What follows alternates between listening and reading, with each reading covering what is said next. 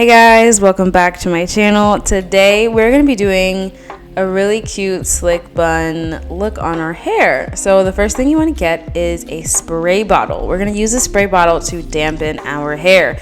That is key. You want your hair to be damp in order for this slick back style to work, especially on curly hair.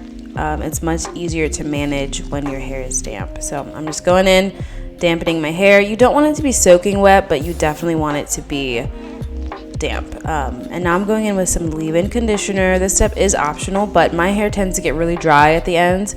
So when I put it in a bun, I like to make sure that it's moisturized, it's not dry and crispy, and I think it helps the overall look of it being like smooth and slick. So I'm just adding that in the ends of my hair.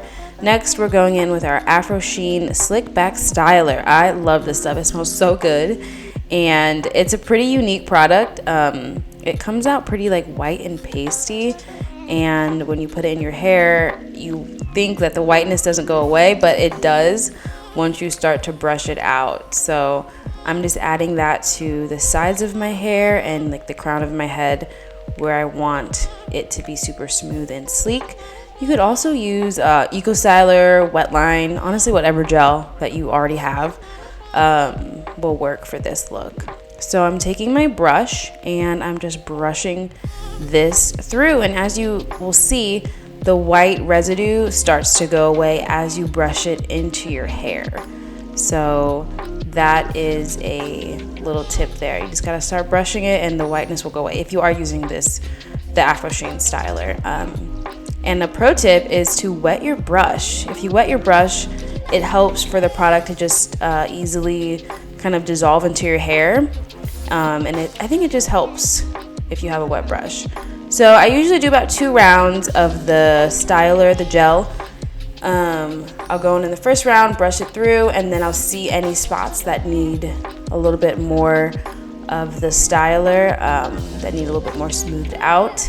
And then I'll kind of put my hair in a pretend pony and I'll just like polish it up. As you saw, I found a little lump there, and I'll just go over any areas that need more smoothing before I put it in the final bun.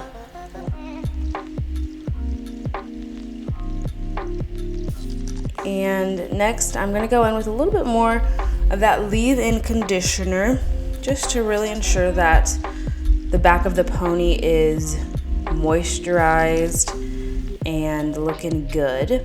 And now I'm going in with my scrunchie.